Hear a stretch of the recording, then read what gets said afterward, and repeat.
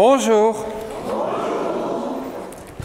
Alors bienvenue si vous êtes là pour la première fois ou la deuxième fois ou la troisième fois ou X fois. Que Dieu nous bénisse ce matin. Et on a un grand sujet à regarder ensemble puisqu'il s'agit de la prière. Et j'aimerais juste qu'on puisse prier juste avant de regarder le texte en Matthieu, la part du texte que nous avons dans les béatitudes ce matin que nous allons donc exposer. Prions s'il vous plaît. Notre Père Céleste, nous te remercions d'être avec nous, car tu as dit « Je suis avec vous tous les jours jusqu'à la fin du monde ». Merci de permettre que ta parole soit accessible à nos cœurs, pas simplement une compréhension intellectuelle, mais une assimilation spirituelle dans nos cœurs, afin d'être transformés dans nos vies de prière, pour comprendre que nous pouvons nous adresser à toi en toute confiance, en toutes circonstances, en tout lieu. Et il y a une pleine assurance que tu nous écoutes, afin que ta bénédiction repose sur nos cœurs, nos vies, nos pensées, face à nos épreuves, face aux difficultés de la vie. Tu es un grand Dieu qui habite dans les cieux, qui nous étonne, qui est merveilleux. Tu es Dieu. Et aussi, nous nous inclinons avant toute chose devant toi pour te demander, comme les disciples, de nous enseigner à prier. Nous te le demandons encore ce matin, au nom de Jésus, et que toute la gloire te soit donnée, Père éternel, car toi seul mérites louange, honneur et gloire. Amen. En Luc chapitre 11 et verset 1, nous lisons « Jésus prie un jour en un certain lieu. Lorsqu'il eut achevé, un de ses disciples lui dit « Seigneur, enseigne-nous à prier comme Jean l'a enseigné à ses disciples. » Ce passage en Luc chapitre 11 correspond à Matthieu chapitre 6, donc le passage que nous allons voir ce matin, qui est la continuité de ce qui a déjà été exposé dimanche dernier concernant l'aumône, chapitre 6, du verset 1 à 4. Et nous allons lire le texte sans plus tarder, chapitre 6, versets 5 à 18. Je ne m'engage pas pour parler du jeûne ce matin. Je ne suis pas sûr que je vais arriver à achever la course là-dessus, mais nous allons voir si on a le temps de regarder les versets 16 à 18. Je reprends à partir du verset 5. Notre frère Samuel est allé jusqu'au verset 6, mais comme le sujet de la prière commence au verset 5, j'ai besoin un petit peu, pour juste l'introduction, vous allez voir, de recommencer au verset 5. Donc, chapitre 6 et verset 5. Lorsque vous priez, ne soyez pas comme les hypocrites qui aiment à prier debout dans les synagogues et au coin des rues pour être vus des hommes. Je vous le dis en vérité, ils ont leur récompense. Mais quand tu pries, entre dans ta chambre, ferme ta porte et prie ton Père qui est là dans le lieu secret, et ton Père qui voit dans le secret, te le rendra. En priant, ne multipliez pas de vaines paroles, comme les païens qui s'imaginent qu'à force de paroles, ils seront exaucés. Ne leur ressemblez pas, car votre Père sait de quoi vous avez besoin avant que vous lui demandiez. Voici comment vous devez prier. Je suppose que la plupart d'entre nous, nous connaissons cette prière modèle que Jésus a enseignée à ses disciples par cœur. On essaye, notre Père qui es aux cieux, que ton nom soit sanctifié, que ton règne vienne, que ta volonté soit faite au ciel comme sur la terre. Donne-nous aujourd'hui notre pain quotidien. Pardonne-nous nos offenses comme nous pardonnons à ceux qui nous ont offensés. Ne nous induis pas en tentation, mais délivre-nous du mal ou du malin. Car c'est à toi qu'appartient dans tous les siècles le règne, la puissance et la gloire. Amen. Que le Seigneur bénisse sa parole. Est-ce qu'il vous arrive d'avoir des difficultés de prier ou de jeûner? Cette semaine, j'ai voulu jeûner. Et savez-vous quoi? J'ai commencé. Ce jour-là, je pense que j'ai jamais eu aussi faim de ma vie que ce jour-là. C'était très difficile. J'ai dû céder. J'ai dit, Seigneur, tu connais mon cœur, je ne vais pas être hypocrite, n'est-ce pas, et faire quelque chose que je ne suis pas capable de faire. Et c'est pareil pour la prière. Des fois, on a le désir de prier, mais on est bloqué, on n'a pas le cœur à prier. Jésus nous enseigne comment prier, comment jeûner, et on va regarder essentiellement ce matin comment prier. En fait, il y a deux façons de prier. Ah oui? Vous allez dire, non, il y a différentes... Oui, il y a une mauvaise façon et une bonne façon. La mauvaise façon, c'est ce que Jésus nous enseigne dans les versets 5 à 8, c'est de prier de façon hypocrite, pour être vu des autres, pour être entendu des autres, et finalement dans l'incrédulité. Et la bonne façon de prier, c'est ce que nous allons voir ce matin, c'est ce que Jésus a enseigné à ses disciples. Ce n'est pas nouveau, mais je pense que ça peut être un rappel pour rafraîchir notre vie de prière et voir si vraiment notre cœur est bien disposé à la prière. Ça me fait penser quelque part à ce que Paul décrit en 1 Corinthiens à un moment donné à propos de l'homme. Il parle de l'homme naturel privé de Dieu. Il parle de l'homme chrétien, régénéré, et il parle du chrétien charnel. L'homme naturel, la Bible dit qu'il ne comprend pas les choses de Dieu. Et donc, quelque part, la prière, toutes ces activités de piété que l'on voit dans ce chapitre ici, l'aumône, la prière, le jeûne, en fait, un homme qui n'est pas régénéré va vouloir peut-être pratiquer de façon extérieure ces exercices de piété, mais sans en avoir la vie. Donner l'aumône sans un esprit d'amour et de charité pour glorifier Dieu, prier de vaines paroles et prier par hypocrisie, c'est d'une grande vanité, c'est complètement vain devant Dieu. Et puis jeûner pour être vu des hommes, exactement comme les Juifs le pratiquaient. En fait, Jésus est en train de reprendre les exercices de piété que les Juifs à l'époque faisaient, que le Talmud a complètement transformé, parce que dans l'Ancien Testament, il y a clairement l'enseignement au sujet de la prière, et c'est des gens qui faisaient des aumônes pour être vus, prier pour être vus, entendus, et avec une certaine façon, une attitude qui ne plaisait pas à Dieu, et même jeûner. Et Jésus est en train de rectifier tout ça dans les béatitudes, parce que Jésus rectifie ce qui est faux. Ici, dans ce passage, on a un contraste entre la vraie spiritualité et la fausse spiritualité, et Jésus est en train de dénoncer ces gens religieux, des pharisiens, des sadducéens, et qui finalement avaient une piété qui ne correspondait pas à une relation avec Dieu. Et ce texte de Corinthiens est venu à mon esprit, je dis oui, un chrétien spirituel, il comprend les choses spirituelles, donc il va donner selon Dieu, il va prier selon Dieu, il va jeûner selon Dieu, mais le chrétien charnel ne tombe-t-il pas aussi dans la même religiosité que ces gens religieux non régénérés? Un chrétien charnel peut donner avec la mauvaise motivation, un chrétien charnel peut prier avec la mauvaise motivation et jeûner avec la mauvaise motivation.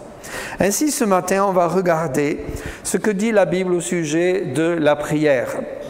Nous avons lu le texte ici, et la diapo suivante montre que la prière qui plaît à Dieu est celle... Nous avons lu le texte, n'est-ce pas? Donc on peut passer. La prière qui plaît à Dieu est celle que Jésus a enseignée aux disciples. Donc la mauvaise façon de prier, on en a déjà parlé, c'est prier avec hypocrisie, pour être vu des autres, pour l'apparence en fait. Et la récompense, Dieu dit, vous l'avez finalement, c'est la gloire des hommes. C'est une prière qui ne cherche pas la gloire de Dieu. Et puis il y a aussi, au verset 7, une façon de prier qui est de gagner la faveur de Dieu en multipliant les vaines paroles. Les Juifs avaient l'habitude de faire des répétitions. Et je ne sais pas, peut-être que je l'ai dit récemment à quelqu'un, je ne me souviens plus à qui, mais quand j'étais brancadier à Lourdes, j'étais sincère, mais comme je dis souvent, certainement perdu dans ma religion. Quand je faisais le chemin de croix à Lourdes, j'ai fait ça avec mes amis, on avait aussi les chandeliers, etc.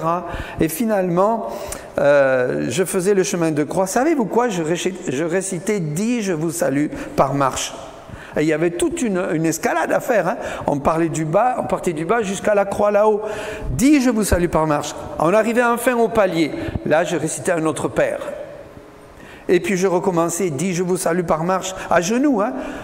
Ah, j'étais sincère, mais combien j'étais perdu, ignorant, et des prières qui ne plaisaient pas à Dieu, qui étaient vaines. Et les Juifs de cette époque-là avaient toutes sortes de prières qu'ils récitaient par cœur. C'était des prières qu'ils répétaient et qui n'étaient pas selon le cœur de Dieu. Et puis au verset 8, ce qui est étonnant, Jésus leur dit, ne leur ressemblez pas, c'est donc pour nous croyants un avertissement, ne soyez pas comme ces Juifs qui pratiquent une prière qui ne plaît pas à Dieu le Père. car votre Père sait de quoi vous avez besoin avant que vous le demandiez. Autrement dit, la mauvaise motivation, c'est de prier, d'insister, comme pour gagner la faveur de Dieu, comme pour fléchir sa volonté, afin qu'il accomplisse notre volonté. Et ça peut être un piège aussi pour un croyant, né de nouveau, de prier pour que Dieu accomplisse sa volonté, et non pas la souveraineté de Dieu dans toute sa gloire et volonté. Donc, la mauvaise façon de prier, c'est de prier avec incrédulité. C'est de ne pas croire que Dieu sait déjà, même avant qu'on ouvre la bouche, qu'il connaît nos besoins. Un ami, je me souviens, quand j'étais jeune converti, et lui aussi, jeune croyant, me disait, mais je ne comprends pas pourquoi Dieu veut absolument que l'on prie pour tous nos besoins. Parce que la Bible dit que même avant qu'on ouvre la bouche, il connaît nos besoins. Et le pasteur lui a dit, oui, mais Dieu prend plaisir à ce qu'on le lui demande. Et c'est vrai que quand les enfants demandent aux parents quelque chose, les parents sont heureux quand c'est des bonnes choses, parce que les parents aiment leurs enfants et veulent les combler des bienfaits et combler leurs besoins. Alors on va regarder ce matin ce qu'est la bonne façon de prier. Verset 6, il est écrit ici: mais quand tu pries, entre dans ta chambre, ferme ta porte et prie ton Père qui est là dans le lieu secret, et ton Père qui voit dans le secret te le rendra. La prière qui plaît à Dieu est une prière qui se fait en secret, pas pour l'apparence. Alors quel secret? Tout simplement l'intimité entre Dieu et le croyant. Le secret, c'est l'intimité. Dieu sait, je m'adresse à lui en toute intimité, et il entend, et je crois qu'il connaît mes besoins. Donc, prier avec foi, dans la confiance, pas pour l'apparence. Et puis, du verset 9 à 15, on a le Notre Père, c'est ce qu'on va regarder ici ce matin, essentiellement. Prier en s'approchant de Dieu comme un Père.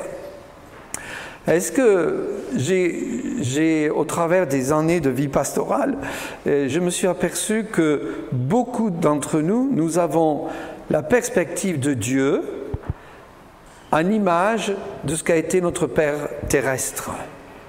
Et donc il y a des gens qui luttent. Si des gens ont eu un Père terrestre injuste, très autoritaire, qui fait de l'autoritarisme, je m'entends, ça n'inclut pas l'autorité chez un père, n'est-ce pas, etc. L'injustice, l'autoritarisme et bien d'autres choses. Souvent, le jeune croyant lutte avec l'image de Dieu comme Père, avec cette image d'un Père terrestre. Et donc, il y a quelque chose à déposer aux pieds du Seigneur pour découvrir vraiment ce qu'est un Dieu comme Père. Et quand on découvre l'amour du Père qui est inconditionnel, alors on découvre qu'on a un Père parfait. Si on a eu des pères imparfaits, et chacun de nous certainement, nos pères n'étaient pas parfaits, eh bien réjouissons-nous de ce que notre Père céleste est parfait, et à cela on peut dire tous Amen, n'est-ce pas? Et Jésus leur dit, voilà comment vous devez prier. C'est donc, si Jésus veut nous enseigner à prier, c'est donc qu'il y a quelque chose à retenir, n'est-ce pas, ce matin pour chacun de nous et quand on lit la parole de Dieu. J'ai bien aimé ce que John MacArthur, dans son commentaire sur les notes de sa Bible commentée, dit « Cette prière se distingue par sa brièveté, sa simplicité et sa facilité de compréhension. » Reconnaissons que la prière peut devenir compliquée chez certains croyants, mais là, c'est simple, c'est précis et nous pouvons tous y accéder. Alors, j'ai trouvé dans le commentaire aussi de MacArthur quelque chose, j'ai pensé vous le souligner parce que j'ai trouvé que ça résumait tellement bien notre Père. C'est la diapo 8, la diapo suivante. Il dit ceci, en fait, le Notre Père, ça a la perspective de notre relation avec Dieu. Alors, Notre Père illustrant la relation père-enfant, vous l'avez sous les yeux, donc vous pouvez vraiment le souligner. Que ton nom soit sanctifié, la relation de divinité et de l'adorateur, on adore Dieu, mais c'est Dieu. Est-ce qu'on prend conscience que quand on s'adresse à Dieu, c'est Dieu, c'est pas un homme, c'est Dieu qui a fait les cieux et la terre, le créateur de toutes choses. Que ton règne vienne, la relation de souverain et sujet, on a un maître, il est souverain. Que ta volonté soit faite, une relation de maître et serviteur. Donne-nous aujourd'hui notre pain quotidien, une relation de bienfaiteur et bénéficiaire. On est au profit de la provision de Dieu. Pardonne-nous nos offenses, la relation sauveur-pécheur. on est pardonné, on est sauvé par Jésus-Christ et on continue à être pardonné. Ne nous induis pas en tentation. La relation guide le pèlerin, parce qu'au travers de notre vie, il y a encore des péchés qui pourraient venir nous faire tomber et on a besoin d'être pardonné lorsqu'on tombe. Et un autre aspect qu'il a souligné, c'est la diapo suivante, concernant l'attitude de l'esprit de la prière, parce que c'est vrai que reconnaissons que notre attitude quand on s'approche de Dieu fait toute une différence. Et là, voilà ce qu'il souligne pour la relation de l'attitude de l'esprit de prière. Notre reflète le désintéressement.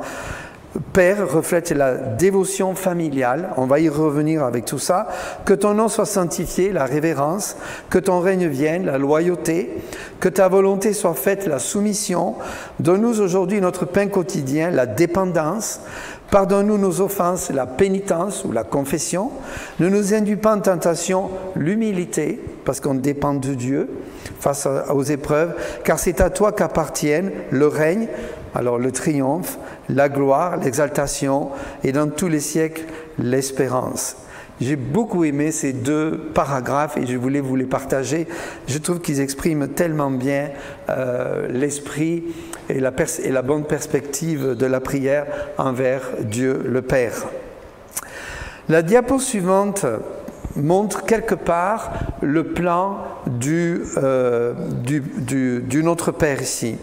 En fait, il y a deux parties dans cette prière qui est suggérée par Jésus-Christ, qu'il enseigne. Une partie que j'ai mis dans une couleur ici, avec les versets bibliques qui correspondent, qui sont des requêtes relatives à Dieu lui-même, et une autre partie qui sont des requêtes relatives à nos besoins. En fait, il y a 3 requêtes relatives à Dieu, 3 requêtes relatives à l'homme. Ce qui m'a amené à faire une diapo suivante où tout simplement j'ai mis les requêtes relatives à Dieu, relatives à l'homme, qui sont exprimées. Donc il y a une introduction, on s'adresse à Dieu, on va voir Dieu le Père, on va souligner quelques aspects de cela. Il y a 6 demandes, dont 3 en regard de Dieu, 3 par rapport à nos besoins, et la doxologie qui termine la prière, qui est une louange, une exaltation envers Dieu. Ça vous va? Voilà le menu de ce matin. On va rester sur cette diapo tout simplement et défiler Notre Père, et puis on arrivera à une conclusion si vous voulez bien. Est-ce que chaque fois que nous prions, nous avons une latitude qui nous permet de nous rapprocher de Dieu comme un Père? Un Père qui est aux cieux. C'est une prière qui s'adresse non pas aux hommes. Quand on prie, on ne s'adresse pas aux hommes, on s'adresse à Dieu. Et là, on s'adresse à Dieu qui est notre Père. En fait, Dieu doit être le vrai auditoire de nos prières. Ce ne sont pas les autres, c'est Dieu lui-même. Le croyant s'adresse au Père parce qu'il est devenu Dieu, son Père céleste. La Bible dit, vous n'avez point reçu un esprit de servitude pour être encore dans la crainte, mais vous avez reçu un esprit d'adoption par lequel nous crions « Abba Père ». Un jour, jeune croyant, je doutais que Dieu était mon Père, que j'étais un enfant de Dieu régénéré. Je dis, Seigneur, mais j'ai lu ça dans Romains, crée en moi cet esprit-là. Et tout d'un coup, je pouvais prier Abba Père, c'est venu dans mon cœur, comme si Dieu confirmait que oui, j'étais réellement son enfant, parce que je l'appelais Père. Et c'était vraiment dans le cœur, c'était pas juste une redite comme je faisais le Notre Père quand j'étais enfant. Et la Bible dit, parce que vous êtes fils, Dieu a envoyé dans nos cœurs l'esprit de son Fils, lequel crie « Abba Père », dit Galates 4, verset 6. Et parce qu'il est notre Père, nous nous approchons de lui avec confiance, comme un Père qui a plein de cadeaux à nous faire. Toutes sortes de bénédictions. La preuve, il a toutes les ressources célestes à notre disposition. Béni soit Dieu, dit Éphésiens, l'apôtre Paul, inspiré par Dieu, le Père de notre Seigneur Jésus-Christ, qui nous a bénis de toutes sortes de bénédictions spirituelles dans les lieux célestes en Christ. C'est incroyable ce verset. Je l'ai déjà prêché juste mot à mot, tellement c'est un verset qui est puissant. Dieu le Père, de même que Dieu avait, et Jésus-Christ avait une relation de père à fils, maintenant cette relation s'étend à nous au travers de Jésus-Christ, et Dieu est là pour nous bénir. Satan veut nous maudire, n'est-ce pas? Il a poussé Baal à maudire le peuple d'Israël. Mais Dieu veut nous bénir. Satan veut mettre des bâtons dans nos roues, mais Dieu a toutes sortes de bénédictions spirituelles, célestes, matérielles, et ainsi de suite pour nos vies. Oui, Jésus a dit, quiconque fait la volonté de mon Père qui est dans les cieux, celui-là est mon frère et ma sœur et ma mère. Dieu est un Père plein d'amour, qui est en fait à l'écoute de ses enfants et les aime d'un amour inconditionnel. C'est une des ruses du diable de nous faire croire quand on chute ou quand on n'a plus exactement le sentiment qu'on voudrait avoir de la présence de Dieu ou la présence de Dieu tout simplement. Il veut nous faire croire que Dieu ne nous aime plus, mais c'est un menteur. Le diable est le père du mensonge, la Bible dit.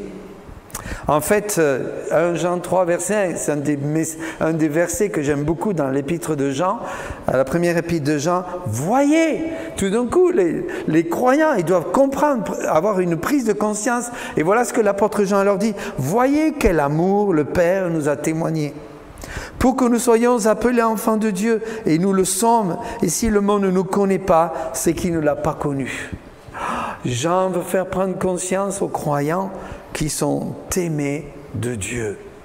Car Dieu a tant aimé le monde qu'il a donné son Fils unique, afin que quiconque croit en lui ne périsse point, mais qu'il ait la vie éternelle. Et si quelqu'un d'entre nous ne connaît pas encore l'amour de Dieu, je vous invite à croire que Jésus-Christ a pris vos péchés à la croix et qu'il peut vous faire connaître Dieu comme un Père. Qui dit Père dit aussi parfois sévérité.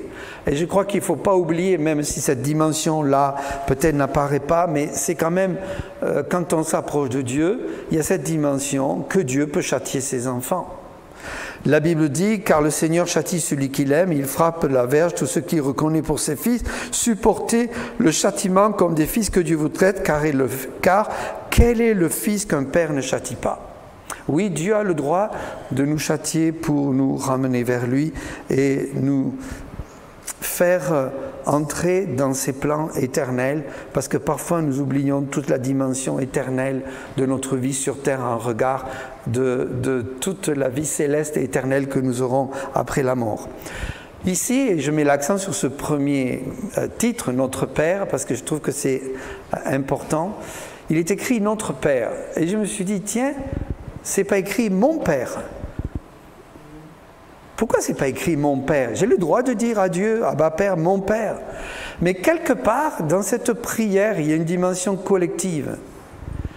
Vous voyez, il est écrit, le nous aussi apparaît, donne-nous, pardonne-nous, ne nous induis pas en tentation, notre Père.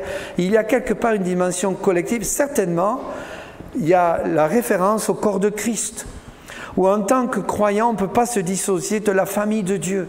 C'est notre Père. Et quand on prie notre Père, si vous êtes croyant ici, je peux prier avec vous, on peut prier ensemble. Notre Père qui est aux cieux, parce qu'on est une communauté de membres du corps de Christ, un corps vivant. C'est pas mon Père, parce que c'est pas une prière égoïste. Ça enlève peut-être un peu l'idée d'une perspective seulement personnelle, égoïste, qui commence déjà à dire mon Père et puis à avoir toute une liste de besoins à combler. Mais là, c'est notre Père. Une vision du corps de Christ, mais aussi d'un Père qui est le Père. Évidemment, c'est le Père de tous et chacun, parce qu'il est le créateur de tous et chacun. Mais c'est le Père spirituel lorsqu'on l'accepte et qu'on devient son enfant. Un autre aspect aussi qui me frappe dans ce verset que Jésus, cet enseignement que Jésus donne, Père qui es aux cieux. Je crois que parfois on se précipite devant Dieu pour demander, et on oublie qu'on s'adresse à Dieu. Vous savez, c'est très impoli lorsqu'on comment on dit, pas harceler, mais oui, on se précipite sur une personne pour demander quelque chose sans le respect de la personne. Père qui est aux cieux. On dit qu'il y a 3 ciels ou 3 cieux, je ne sais pas comment on peut dire là. Le premier ciel, c'est les nuages. On est content que cet été, il fait beau. On voit, même si parfois il y a des nuages, l'orage comme hier soir, n'est-ce pas? Mais ça, c'est rafraîchissant, c'est bien. C'est un premier ciel visible. Et je me souviens, la première fois où mon père m'a pris en avion avec lui de Toulouse-Paris, c'était mon baptême de l'air, entre guillemets. Ah, j'étais émerveillé d'être en dessus des nuages. C'était incroyable pour moi, c'était un festin de beauté, de voir tout d'un coup qu'on était élevé au-dessus de nous. Maintenant, bon, ça semble peut-être assez, comment dire, banal. Donc des gens maintenant payent des millions de dollars pour aller quelque part dans l'atmosphère, n'est-ce pas, dans la voûte céleste. Mais il y a le deuxième ciel, c'est toutes les étoiles. Et les étoiles, on sait qu'il y en a des milliards d'étoiles, n'est-ce pas? Ça parle de la création de Dieu. Dieu qui est aux cieux, c'est toi qui as fait tout cela. La naissance, je me souviens quand je suis allé à la Cité de l'Espace voir un film Hubble qui a filmé la naissance, le berceau des naissances des planètes et aussi le cimetière des planètes. Mais c'est ahurissant, je ne sais pas comment on ne peut pas devenir croyant le jour où on voit ça de ses propres yeux. C'est Dieu qui a créé cela. Et en plus, on sait qu'au-dessus de ce qu'on voit, la Voie lactée, il y a des milliards d'étoiles. Mais il y a aussi des milliards de galaxies qui elles-mêmes ont des milliards d'étoiles. Et je pense à un chanteur qui disait, moi, dans mon lit, le soir, je me sens tout petit, tout petit, tout petit. Et quand on regarde les cieux, on se sent vraiment ici, vraiment tout petit, parce que notre Père est aux cieux, créateur des cieux et de la terre. Et le troisième ciel, c'est là où il vit. Dieu vit au-dessus de tous les cieux. Premier ciel, deuxième ciel, au-dessus de toutes les étoiles, au-dessus de toutes les galaxies. C'est là où se situe le trône de Dieu. Et quand on se rapproche de Dieu, on doit le voir comme celui qui a créé toutes choses, mais tout puissant. Mon Père, qui est devenu mon Père, est le créateur des cieux et de la terre. Oui, il est tout puissant pour pouvoir répondre à mes prières. Ésaïe dit, ainsi parle l'Éternel, le ciel est mon trône et la terre mon marchepied. Quelle maison pourriez-vous me bâtir et quel lieu me donneriez-vous pour demeure? Dans le psaume, David dit qu'elle regarde du lieu élevé de sa sainteté, du haut des cieux, l'Éternel regarde sur la terre. Donc nous devons voir notre Père dans une dimension céleste. Alors quelles sont les requêtes que nous allons adresser à notre Père qui est aux cieux? La première requête, c'est que ton nom soit sanctifié. Moi, j'ai remarqué que le respect du nom d'une personne est synonyme de respecter la personne. Des fois, il y a des cultures où on vous voit, on tutoie, mais il n'empêche pas moins que, peu importe le vouvoiement, le tutoiement suivant les cultures, mais le respect de la personne se voit. Que ton nom soit sanctifié. En fait, le nom de Dieu, c'est l'expression de son essence. On peut regarder tous les noms de Dieu, et c'est intéressant dans la Bible de faire ce qu'on appelle la théologie biblique, de regarder depuis la Genèse jusqu'à l'Apocalypse, tous les noms de Dieu. Les noms de Dieu simples, les noms de Dieu composés, et de s'émerveiller de voir qui est Dieu. C'est l'expression de son essence, de son être, tel qu'il s'est révélé à nous dans sa parole. J'ai fait connaître ton nom, dit Jésus, aux hommes que tu m'as donnés au milieu du monde. Ils étaient à toi, tu me les as donnés, et ils ont gardé ta parole. C'est aussi sanctifier son nom, que ton nom soit sanctifié. Comment sanctifier le nom de Dieu? En fait, c'est sanctifier sa personne, c'est respecter qui il est, c'est reconnaître qu'il est Dieu. Je ne suis qu'un homme, je m'adresse à Dieu, mais Dieu est Dieu, je ne suis qu'un homme. C'est le confesser de sa bouche, c'est le craindre, c'est l'adorer comme saint, c'est aussi le faire connaître, afin que d'autres puissent devenir sanctifiés, devenir saints, connaître Jésus-Christ. Sanctifiez dans vos cœurs Christ le Seigneur, étant toujours prêt à vous défendre, avec douceur et respect devant quiconque vous demande raison de l'espérance qui est en vous. Est-ce que Dieu porte sa sainteté dans nos vies? Quelqu'un a dit un jour, ta vie parle tellement fort qu'on ne peut pas t'entendre. Est-ce que ma vie correspond à vraiment quelque chose de réel vis-à-vis de Dieu? Ou est-ce que je vis dans l'hypocrisie que Jésus a vraiment dénoncé? Et j'aime bien Hébreux 13,15 qui dit, par lui offrons sans cesse à Dieu un sacrifice de louange, c'est-à-dire le fruit de lèvres qui confesse son nom. Je suis arrivé à un âge où j'ai envie de toujours parler de Dieu. Sans retenue, sans aucune amour-propre, sans aucune gêne, peu importe si la personne croit ou non. En fait, je veux confesser le nom de Dieu, parce que c'est mon sauveur. Je veux sanctifier le nom de Dieu, mon Seigneur, parce qu'il est réel dans ma vie. Je ne vis pas le Seigneur tellement loin, oui, je vais à l'église le dimanche. Non, non, je loue le Seigneur et j'aime le Seigneur chaque jour et chaque instant de ma vie, parce que Dieu est devenu mon Seigneur. La deuxième requête demande, en regard de qui est Dieu, c'est que ton règne vienne. Le règne de Dieu, c'est une personne, c'est Jésus-Christ. C'est lui qui, il a dit au Fils, ton trône, ô Dieu, est éternel, le sceptre de ton règne est un sceptre d'équité. C'est lui, le roi des rois, le Seigneur des seigneurs. Nous faisons partie d'un royaume, mais aussi, Seigneur, que ton règne vienne. Que ton règne vienne dans mon cœur présentement, afin que tu sois vraiment le roi, le Seigneur. Parce que la Bible dit et avertit, ce ne sont pas tous ceux qui m'appelleront Seigneur, Seigneur, n'avons-nous pas fait des miracles en ton nom? Ce n'est pas parce qu'on appelle Seigneur le Seigneur qu'on connaît vraiment le Seigneur. Mais le Seigneur est celui qui doit régner dans notre vie, doit se voir par notre obéissance. Car la grâce de Dieu, source de salut pour tous les hommes, a été manifestée, nous dit-il. Elle nous enseigne à renoncer à l'impiété et aux convoitises mondaines et à vivre dans le siècle présent selon la sagesse, la justice et la piété, en attendant la bienheureuse espérance et la manifestation de la gloire du grand Dieu de notre Sauveur Jésus-Christ. Et bien sûr, que ton règne vienne, quand on dit ça, c'est son règne à venir, sur terre.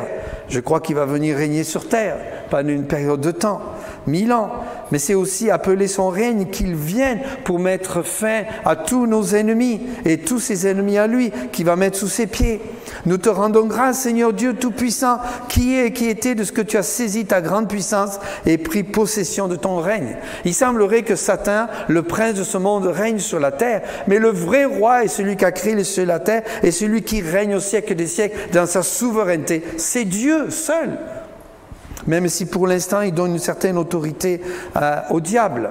Et j'ai entendu dans le ciel une voix forte qui disait « Maintenant le salut est arrivé et la puissance et le règne de notre Dieu. » Qu'est-ce que j'aime ces versets bien-aimés. Et l'autorité de son Christ, car il a été précipité, l'accusateur de nos frères, celui qui les accusait devant notre Dieu jour et nuit. Le diable est un usurpateur, mais celui qui règne et qui doit régner dans nos vies seulement, c'est Jésus-Christ. Et c'est pour ça qu'il y a ce cri en Apocalypse 22, verset 20. « Viens, Seigneur Jésus, viens. » Ça vous arrive jamais dans les moments difficiles? Vous l'avez jamais autant dit avec autant de force. « Viens, Seigneur Jésus. » C'est le moment, là, viens. Non. Mais on veut qu'il vienne parce qu'on désire qu'il règne, qu'il soit reconnu comme Dieu. C'est une façon que ton règne vienne, que ta volonté soit faite sur la terre comme au ciel. Un commentateur a dit « La prière est avant tout une soumission volontaire au dessein, au plan et à la gloire de Dieu. » Nous avons tendance parfois, comme j'ai déjà dit un peu dans l'introduction, me semble-t-il, à vouloir que Dieu réponde à nos prières selon notre volonté. Mais on ne peut pas imposer à Dieu notre prière et notre requête si ce n'est d'abord de se soumettre à lui. Si on n'est pas soumis à Dieu le Père, comment peut-on aller demander quelque chose? Un enfant qui est toujours insoumis à ses parents, va-t-il avoir gain de cause ou va-t-il être exaucé lorsqu'il va demander une faveur? On va peut-être d'abord lui apprendre à se soumettre.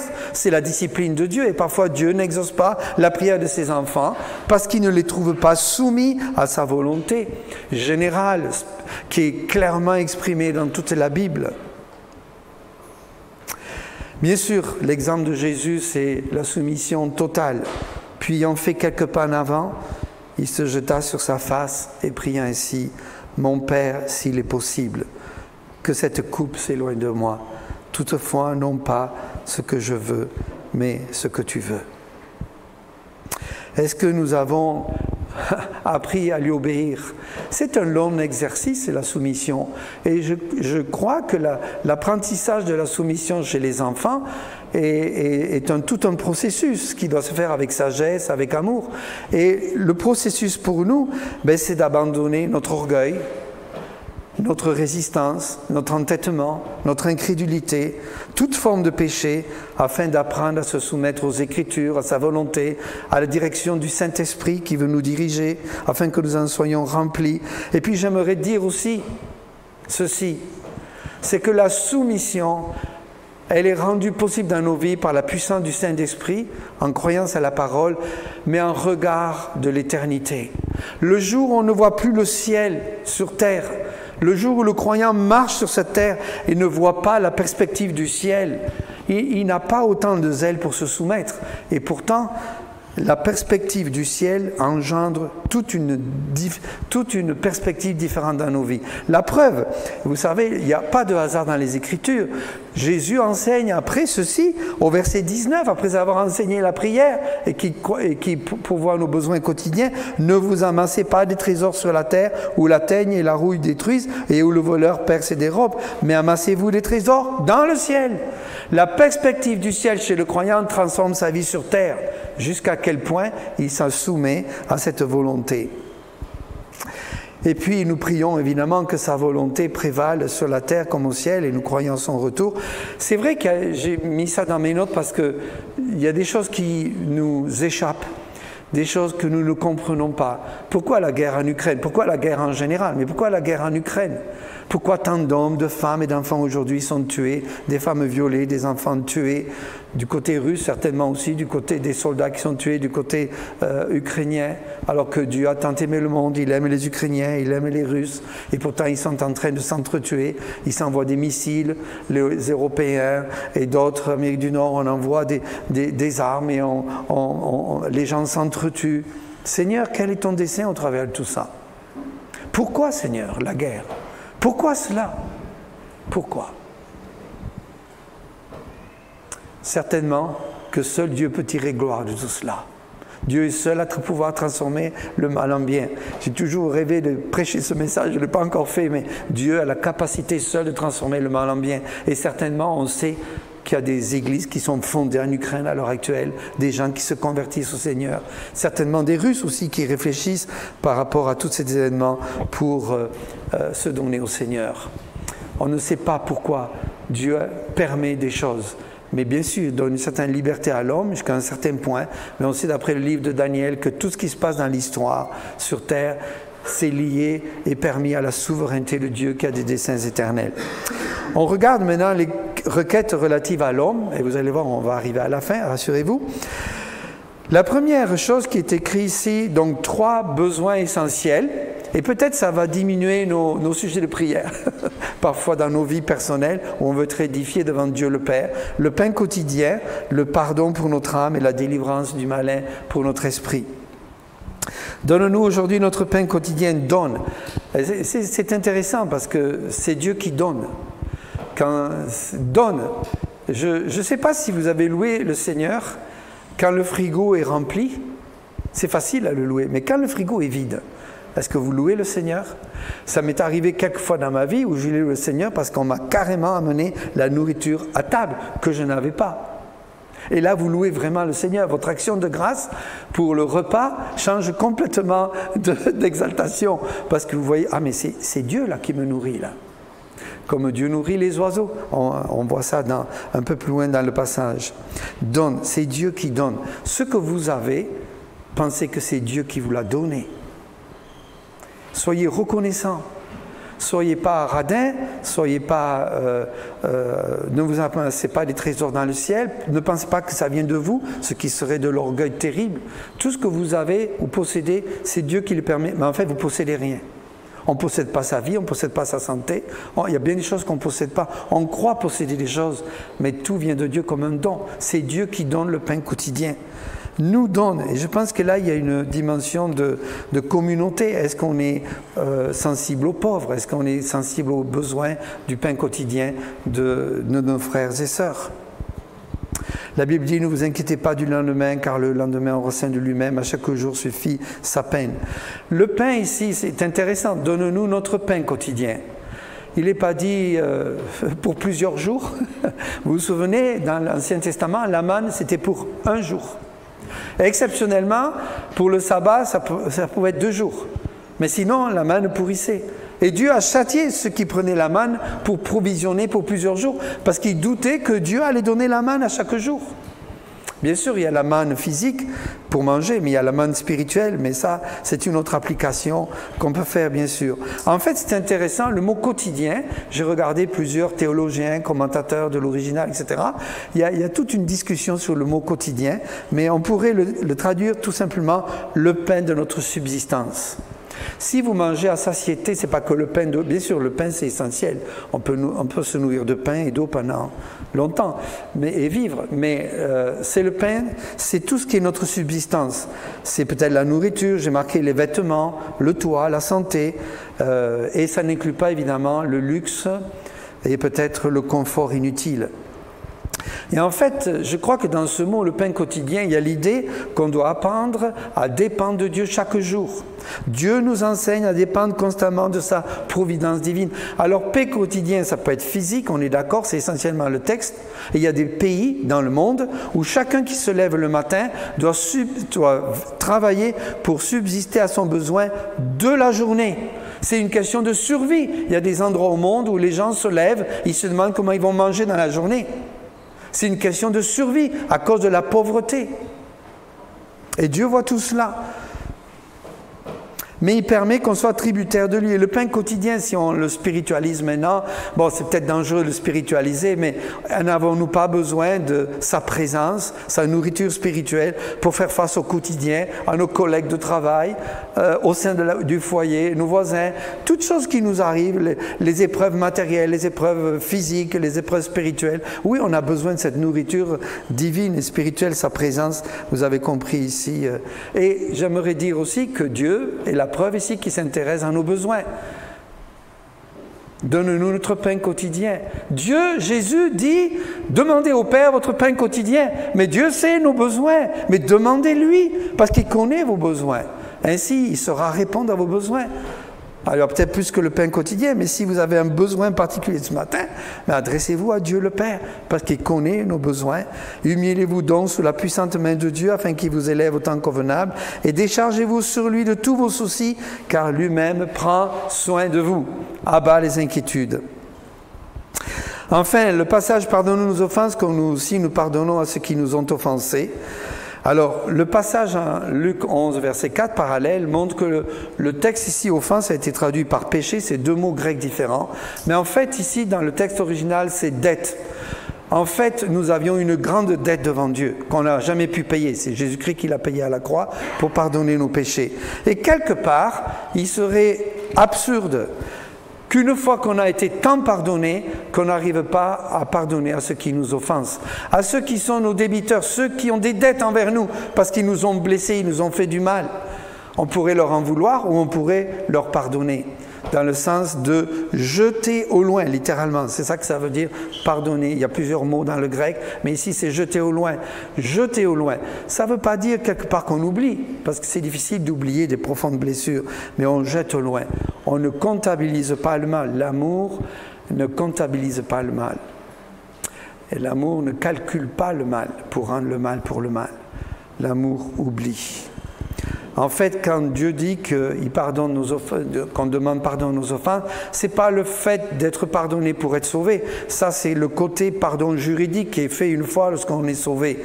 Mais c'est le pardon du Père céleste au travers du sang de Jésus pour garder la communion avec Dieu le Père. On est pardonné de façon définitive, éternelle, et c'est la grâce de Dieu, c'est incroyable. Lorsqu'on accepte Jésus, je crois à la sécurité éternelle du croyant. Ça ne veut pas dire qu'on doit vivre comme n'importe qui et n'importe quoi, mais la Bible dit qu'il n'y a plus de condamnation maintenant pour ceux qui sont en Jésus-Christ. Ça vous fait bondir, non? Je ne sais pas, mais c'est merveilleux de plus savoir condamner, mais pardonner. Nous devons apprendre à pardonner aux autres. Quelqu'un a dit « refuser de pardonner » non seulement est incohérent pour celui à qui Dieu a complètement pardonné, mais encore attire le châtiment de Dieu plutôt que sa miséricorde. Et vous connaissez en Matthieu 18 l'histoire de Pierre qui dit « Est-ce que je dois pardonner 7 fois, Seigneur ?» C'est beaucoup quand même 7 fois. En plus, c'est le chiffre parfait de Dieu. Mais qu'est-ce que c'est difficile? Je lui ai dit « Oui, tu dois pardonner 70 fois, 7 fois, 490 fois. » Et la dette, vous connaissez, je n'ai pas le temps d'aller dans le texte ici, mais la Bible dit, c'est ainsi que mon Père céleste vous traitera, parce que le serviteur pardonné qui n'a pas pardonné à celui qui lui devait une dette, alors le patron l'a rejeté. C'est ainsi que mon Père céleste vous traitera si chacun de vous ne pardonne pas à son frère de tout son cœur. Dieu châtie celui qui ne pardonne pas. Et Dieu nous demande de nous pardonner réciproquement. Soyez bons les uns vers les autres, compatissants, vous pardonnant réciproquement, comme Dieu vous a pardonné en Christ. Je pense à une personne qui a beaucoup de bonté dans son cœur. Et c'est étonnant comment elle arrive à pardonner. Et je dis, mais ça a l'air facile pour elle. Mais vous savez pourquoi elle pardonne, cette personne-là? Parce qu'elle a de la bonté dans son cœur. Et pour moi, c'est un exemple de voir sa bonté. Devenez, c'est intéressant quand la Bible dit pardonnez-vous réciproquement, juste après des fois on dit c'est le chapitre suivant, on ne fait pas le lien entre les versets, mais il est écrit devenez donc les imitateurs de Dieu comme des enfants bien-aimés et marchez dans la charité à l'exemple de Christ. Voilà, on se dit chrétien, je dois marcher à l'exemple de Christ et je dois exercer la bonté de Dieu aussi envers les autres. Ne nous induis pas en tentation, mais délivre-nous du malin. Ça pourrait dire, délivre-nous du mal, ne nous induis pas en tentation, ne nous amène pas à l'épreuve où on pourrait chuter pour finalement faire du mal, tomber dans le péché. Le croyant né de nouveau, il a une crainte. Une fois qu'il a vu le péché dans sa vie, il est le péché. Il n'a pas envie de retomber dans le péché et malgré tout, il tombe dans le péché. Luther a dit ceci, je vous le lis, « Or les véritables chrétiens sont en proie à de grands assauts et à de grandes persécutions de la part des péchés et de toutes sortes de mal. C'est pourquoi ils prient pour être délivrés des péchés et de tout mal. » La prière ici, c'est dire « Seigneur, ne m'amène pas dans des circonstances où finalement je vais tomber, faire le mal et pécher. » Ne nous induis pas en tentation. Le mot tentation, peresmos, dans le grec, signifie épreuve aussi. Ne nous amène pas dans une épreuve où finalement je vais tomber dans le mal. Et si c'est le cas, alors délivre-moi du mal. Ça peut être traduit aussi délivre-moi du malin. Aussi, quelque part, il y a peut-être la possibilité de voir dans ce texte l'idée qu'un chrétien pêche, il s'entête dans le péché, Dieu l'amène carrément à l'horreur de son péché jusqu'à en être tellement lié qu'il crie à Dieu pour être délivré. Et on voit dans l'histoire d'Israël que souvent Israël tombe, se repent, revient à Dieu, est béni, il retombe. Et c'est comme si Dieu dit, mais vous n'avez pas assez de votre péché, abandonnez votre péché. Et quand on tombe, évidemment, on a besoin d'avoir la grâce de Dieu pour être relevé et ne pas tomber dans le mal ou dans les griffes du malin. Résistez au diable, il fera l'un de vous. Dieu résiste aux orgueilleux, mais il fait grâce aux humbles, dit la Bible. Priez, nous dit Jésus dans Matthieu 26 à ses disciples, il le dit à nous aussi, veillez et priez afin que vous ne tombiez pas dans la tentation, l'esprit est bien disposé, mais la chair est faible. Et vous connaissez certainement par cœur, non? 1 Corinthiens 10, 13. Vous n'avez jamais été éprouvé dans votre vie? Aucune tentation ne vous est survenue qui n'ait été humaine. Et Dieu qui est fidèle ne permettra pas que vous soyez tentés de la force, mais avec la tentation, il préparera le moyen d'en sortir. Ça termine cette prière par une doxologie, car c'est à toi qu'appartiennent dans tous les siècles le règne, la puissance et la gloire. Amen. Je termine par un beau petit schéma que j'ai pris le temps de faire, si vous me permettez. Ça va? Oui? Alors, ça c'est quelque part le reflet du Notre Père, avant tout une relation intime avec Dieu le Père. Ça vous va? La première chose à veiller lorsqu'on prie, et c'est la première chose qui va apparaître, c'est de prier Dieu avec la bonne attitude. On a appris dans tout ce texte qu'on doit prier dans le secret et avec confiance. On ne peut pas, mettre en application le Notre Père, la prière que Dieu nous enseigne, que Jésus nous a enseignée, sans avoir une bonne approche de Dieu. La façon avec laquelle je m'approche de Dieu pour prier détermine vraiment la qualité de ma prière. Je dois avoir une bonne attitude. Et les deux choses qui sont mentionnées dans le texte, c'est une attitude dans le secret, c'est entre moi et Dieu, c'est intime, et avec confiance. Je dois prier avec confiance. Si je m'adresse à mon Père, je vais prier avec confiance. La deuxième chose que Dieu nous demande, c'est de prier dans la bonne perspective. Je suis enfant de Dieu, je prie Dieu parce qu'il est mon Père, j'ai une relation filiale avec lui. C'est extraordinaire cela. Imaginez tous les gens dans toutes les religions du monde qui essaient de plaire à Dieu par toutes sortes de moyens. Moi je suis sauvé par Jésus et j'ai une relation avec Dieu le Père qui me donne accès à Dieu le Père par le sang de Jésus. C'est glorieux. J'ai une relation filiale parce que je suis enfant de Dieu. Avec sainteté, j'aurais aimé plutôt mettre avec respect, que ton règne vienne, avec espérance et avec soumission, que ta volonté soit faite. Quand je prie dans cette perspective de qui est Dieu, comme un fils, avec respect, sainteté, avec espérance, avec soumission, je dispose vraiment mon cœur maintenant à intercéder. Et le troisième aspect de la prière, c'est de prier Dieu pour nos besoins. Alors le besoin quotidien, pour le pardon, pour la protection du mal, pour le pardon, mon pardon, parce que je suis pécheur, je continue à pécher malheureusement, si je suis sauvé, besoin quotidien qui va certainement au-delà du pain quotidien, c'est restrictif pour montrer qu'on doit se contenter de ce qu'on a. Et finalement, la prière se termine par un moment de doxologie qui est un moment d'adoration. C'est le quatrième aspect de la prière qui est mentionné où on loue Dieu pour sa prééminence. Donc, si vous voulez juste retenir ça ce matin, si vous n'avez pas trouvé que tout cela était compliqué, j'espère que non, mais quelque part, quand je viens vers Dieu, je dois avoir la bonne disposition de cœur. Deuxièmement, je dois regarder à Dieu, le louer avant d'intercéder.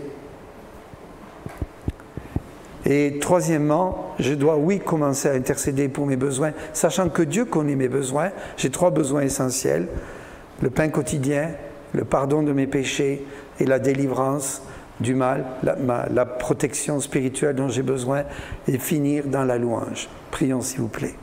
Seigneur notre Père, enseigne-nous à prier comme tu veux qu'on prie. Tu disposes nos cœurs favorablement.